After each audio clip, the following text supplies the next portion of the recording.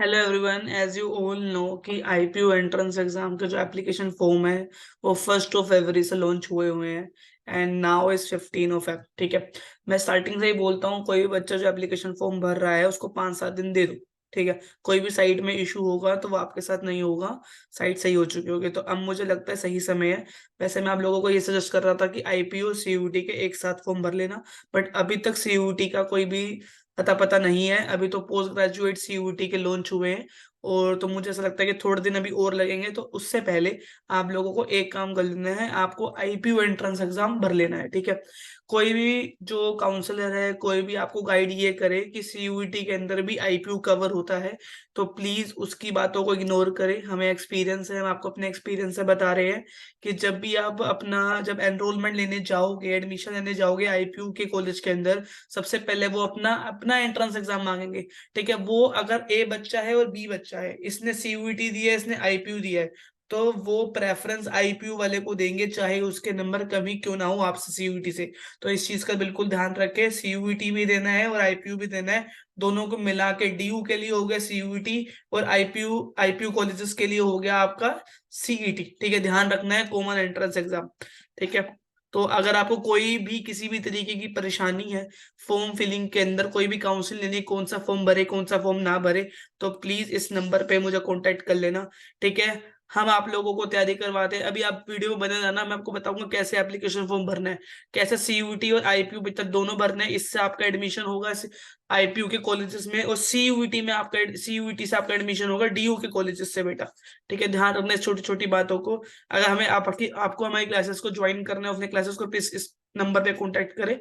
चलिए, तो अगर आपको कोई भी डाउट होता है तो प्लीज बेटा मेरे स्क्रीन पे लगे हुए नंबर पे फोन करें। अभी आपको मैं ये बताता हूँ कि कैसे आप एंट्रेंस एग्जाम के एप्लीकेशन फॉर्म तक पहुंचोगे, हाउ यू रीच देयर। ठीक है, तो सबसे पहले हम लोग अपने आ जाएंगे गूगल पर। ठीक है जी।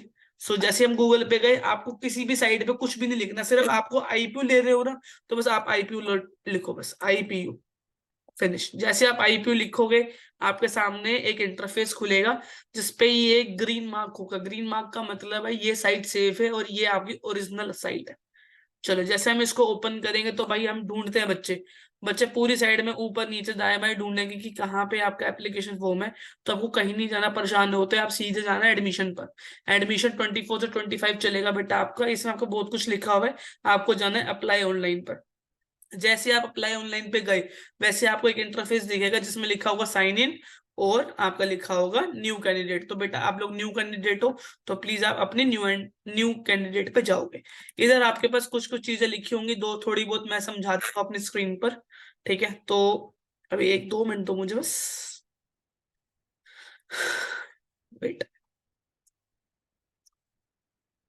जैसे मैंने यहाँ पे थोड़ा बहुत लिख रख के रखा हुआ है आप लोगों के लिए कि क्या क्या चीजों पे आपने ध्यान देना है। मैं एक चीज बहुत आपको अच्छे से बता दूं, दो चीजें आप हमेशा याद रखना, यूजर नेम, ठीक है, प्लस में पासवर्ड। देखो ये ना आपका इंस्टाग्राम नहीं है कि आप अपना पासवर्ड भूल गए और आपका पासवर्ड बैक आ जाएगा। आईपीयू में अगर 100 बच्चे जा रहे हैं ना, तो 90% बच्चे ही अपीयर हो पाते, 10% बच्चे तो अपना पासवर्ड ही भूल जाते। ये सबसे बड़ी प्रॉब्लम है। और आपको अगर ये लगता है कि कई बच्चे सोचते हैं मेल डाल देंगे जी, हेडक्वार्टर चले जाएंगे जी, आईपीयू के कॉलेज चले जाएंगे जी, वहां जाके दंगे कर देंगे जी, तो उससे आपको कुछ भी नहीं होने वाला। ये मैं आपको बता दूं लिखकर। ठीक है, 10% बच्चे तो इसलिए अपीयर नहीं हो पाते क्योंकि वो पासवर्ड ही भूल जाते हैं या फिर अपने यूजर आईडी ही भूल जाते हैं। तो उनके पास मेल आता है यूजर आईडी से, जैसे ही आप उस लिंक को टैप करोगे अपना रोल नंबर को डाउनलोड करने के लिए, आपने 1.5 महीना तैयारी करी, आपने रोल नंबर डाउनलोड किया और आपको ये पता चल रहा है कि आप तो एग्जाम देने जा ही नहीं सकते बिकॉज आप अपना पासवर्ड भूल चुके हो। ठीक है, उसके बाद जो आपके पेरेंट्स आपकी लेंगे वो बात अलग है। चलो, सबसे पहले आपको बताता हूँ कि पासवर्ड में गलती होती है। सबसे पहले बात आपको याद रखना है कि आपको जो अपना पासवर्ड है वो कम से कम 8 से लेकर 13 अल्फाबेट्स में बनाना है। जैसे हम कुछ भी इंस्टाग्राम पे पासवर्ड रखते हैं, कहीं भी आप पासवर्ड रखते हो, तो उसमें ना इतनी कुछ लिमिट नहीं होती। जो आपको रखना है रख दो, 2 नाम रख दो, 4 नाम रख दो, अपना नाम रख दो, अपने एक्स का नाम रख लो, कुछ भी रख लो, आप रख लेते हो। ठीक है, तो आपको क्या करना है बेटा, सबसे पहले तो आपके पास 8 डिजिट दो सोचनी है, या तो आपके नाम की होगी, किसी और के नाम की होगी, प्लस उसमें से एक अपर वाला होना चाहिए। जैसे आप कोई नाम लिख रहे हो, जैसे वैभवी लिख रहा हूँ, तो वी आपका कैपिटल हो गया, बाकी सब आपके स्मॉल हो गए। ठीक है बेटा, तो आपको ये चीज ध्यान रखनी है, एक आपका कैपिटल होना जरूरी है। अब मैं ये नहीं कह रहा कि दो कैपिटल नहीं हो सकते, आप दो भी कैपिटल कर सकते हो।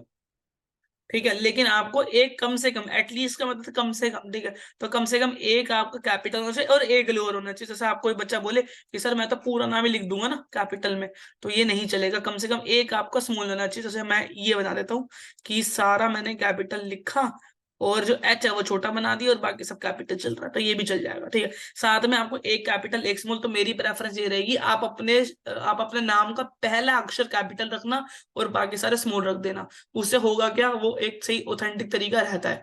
ठीक है, ओके। और अपना फॉर्म हमेशा बेटा लैपटॉप से भरना, कंप्यूटर से भरना, फोन से मत भरना। सेकंड बेटा, आपने दो चीजें फुलफिल कर ली, आपने अल्फाबेट भी देख लिए। अब 13 के अंदर अंदर में से ही आपको एक नंबर, कम से कम एक नंबर रखना है, कम से कम एक नंबर। वो 1 हो सकता है, वो 2 हो सकता है, वो 3 हो सकता है। साथ में आपको कम से कम एक स्पेशल करेक्टर, एक स्पेशल करेक्टर का मतलब होता है जैसे हैशटैग हो गया, डॉलर हो गया, एंड हो गया, परसेंटेज हो गया, अपर का कुछ भी लगा दो। ठीक है, तो मेरे हिसाब से अगर मैं अपना अपना एक पासवर्ड बनाता तो मैं लिखता वी कैपिटल, AIBHAV। ठीक है, उसके बाद @ 123। इससे आसान पासवर्ड नहीं हो सकता। हर कोई बच्चा यही पासवर्ड को अप्लाई करो। ठीक है, क्योंकि जरूर जैसे आप बोलोगे 100 लोग मेरी वीडियो देखेंगे, 100 लोग सेम पासवर्ड रख लेंगे, तो बेटा पासवर्ड से हो भी क्या जाएगा, वो तो सिर्फ रोल नंबर डाउनलोड करने की हेल्प होती है और उससे कुछ नहीं होता। अगर आप पासवर्ड अपना किसी को शेयर भी कर दोगे ये वाला, तो इससे आपकी कोई भी अदर इन्फॉर्मेशन नहीं जाने वाली, इसमें सिर्फ एक इन्फॉर्मेशन जाती है, आपकी ईमेल आईडी और आपका फोन नंबर। ठीक है, दो चीजें जाती है स्पेशल, बस ईमेल आईडी और फोन नंबर। क्योंकि अगर आप किसी को पासवर्ड बता भी दो, उसके बाद यूजर नेम नहीं होगा, यूजर नेम नहीं होगा तो पासवर्ड होगा। ठीक है, चलो अब यूजर नेम में जो गलती है वो देखते हैं। कम से कम 5 से 15 शब्दों का यूजर नेम होना चाहिए। उस यूजर नेम में सिर्फ अल्फाबेट होना चाहिए, या नंबर होना चाहिए, या फिर डॉट होना चाहिए। कोई भी अदर स्पेशल कैरेक्टर नहीं होना चाहिए। जैसे इंस्टाग्राम में आप हैशटैग लगा देते हो या फिर अपर स्कोर वगैरह कुछ भी लगा देते हो, वो आपका यहाँ पे एप्लीकेबल नहीं होगा। आप अपना नाम लिखने से भी वैभव ऐसा तो बता, खत्म। बस आपको इतना यूजर नेम लिखना, बस बात खत्म। ठीक है, और ये आपको थोड़ा अच्छा बनाना तो #123 लिख दो, कुछ भी जो तुम्हें मन करे वो लिख दो, लेकिन मेरे हिसाब से नाम का होना चाहिए। यूजर नेम पासवर्ड अगर आपको याद होगा तो ही आपका फॉर्म खुलेगा। आगे बढ़ते हैं फॉर्म की तरफ। ठीक है, अब वापस आएंगे फॉर्म की तरफ। तो हमारा फॉर्म है ये खुल चुका है। ठीक है, अब धीरे धीरे नीचे जाएंगे और हम कर देंगे एग्री और डोंट एग्री। अगर आप यहाँ पढ़ चुके हो, उसके अलावा सब कुछ बेकार लिखा हुआ है, मुझे तो कुछ भी पढ़ने की आपको आइडिया है। अच्छा, उसके अलावा मुझे एक चीज और बता दूं आपको, कि जब भी आप फॉर्म कर भरने बैठो ना, तो एक चीज तो ना लिखिए, एक तो आपको अपनी फोटोग्राफ चाहिए। क्या चाहिए बेटा आपको? फोटोग्राफ। फोटोग्राफ के पीछे जो आपका बैकग्राउंड है ना, ठीक है, बैकग्राउंड के अंदर एक तो आपके कान नजर आने चाहिए, कान, ठीक है, ईयर नजर आने चाहिए। प्लस जो पीछे का बैकग्राउंड है वो व्हाइट होना चाहिए, रेड नहीं होना चाहिए। ठीक है, वो उन्होंने बोला है, रेड भी होगा तो काम चल जाएगा, लेकिन व्हाइट होना चाहिए। ठीक है, जब भी आप फोटोग्राफर के पास जाओ, फोटोग्राफर को बोलोगे कि सर एक फोटो खींच दो, तो वो फोटो तो खींच के आपको दे देगा 20-30 कॉपी। लेकिन आप उसको बोलो कि मुझे उसको व्हाट्सएप पे सेंड करे, मुझे फाइल बना के दे उसकी, तो ये आप उस फोटोग्राफर से फोटो खिंचवाना। सेकंड, उसने उसको बोला एक और चाहिए आपको फोटो, होगी एक सिग्नेचर और एक ब्लैंक चेक। कैंसिल चेक चाहिए होता है, और एक सिग्नेचर। सिग्नेचर की फोटो खींचना किसी भी प्लेन पेपर पे जिसपे लाइंस ना हो, अपना सिग्नेचर लगाना, उसकी फोन से फोटो खींचना। और वो तुमने कोरोना में किया ही है यार, सब कोरोना वाले हो तुम तो, जो आज फॉर्म भर रहे हो, तो तुमने ये सब तो किया ही है तिदड़म। तो बस फोटो खींच लेना और लगा देना। ठीक है, और बस इतना सा काम चाहिए था हमें। उसके बाद हम इस पे जाएंगे, हमने सब कुछ पढ़ लिया, हम तो बहुत पढ़े लिखे इंसान है। अब ये आगे बढ़ जाएगा। जैसे ही बेटा ये आगे जाएगा तो आपके लिए साइन अप आएगा। आप अपना candidate name, father name, mother name, gender, date of birth, pin code, mobile number, कुछ भी भर दो भर दो भर दो भर दो, और आप इस पर सबमिट कर देना। सबमिट करने के बाद फिर ये आपसे और डिटेल पूछेगा, और डिटेल पूछेगा, और डिटेल पूछेगा। सारे डिटेल भरने के बाद उसके बाद आपसे पेमेंट मांगेगा। अगर आपकी पेमेंट सक्सेसफुल नहीं हुई है तो आपका फॉर्म नहीं भरा गया है। तो जब तक पेमेंट सक्सेसफुल ना हो जाए तब तक लगे रहना। पेमेंट सक्सेसफुल हो जाती है, पेटीएम से भरना, स्कैनर आएगा, स्कैनर से भर देना। ठीक है ना? या और कई लोग बोले डेबिट कार्ड, क्रेडिट कार्ड, मुझे लगता है आज की डेट में सबसे आसान तरीका यूपीआई। तो जैसे आप यूपीआई पेटीएम पे ऑप्शन ऑप्ट करोगे, वैसे आपको एक स्कैनर देगा, स्कैनर को फोन में स्कैन करना, आपका पेटीएम खुलेगा, वहां पे यस करना और आपकी पेमेंट डन हो जाएगी बेटा। ठीक है, तो पेटीएम आजकल सबसे बेस्ट है। Credit card, ATM, debit card, इसमें काफी तगड़ी सिक्योरिटीज लगती है, तो इस चीज का ध्यान रखें। ठीक है, फॉर्म जो है आपको 1500 रुपए का है।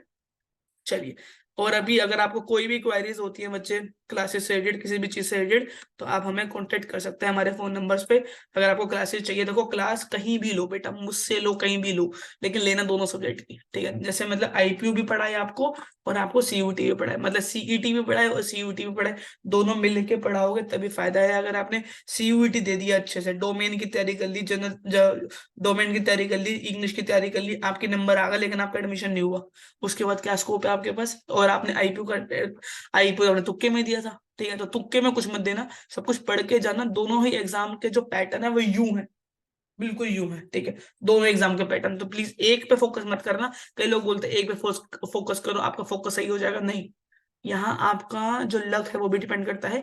प्लीज एक पे फोकस मत करना, एक बार हो सकता है तबीयत खराब हो जाए, आप नहीं जा पाए एक एग्जाम देने के लिए, ठीक है। तो प्लीज अपना जो भी चीजें हैं ध्यान रखना, दोनों ही एग्जाम की तैयारी करना, कहीं से भी करना, लेकिन दोनों एग्जाम की तैयारी करना, ठीक है। ओके बच्चा, फिर मिलते हैं किसी और वीडियो में। Tata bye bye.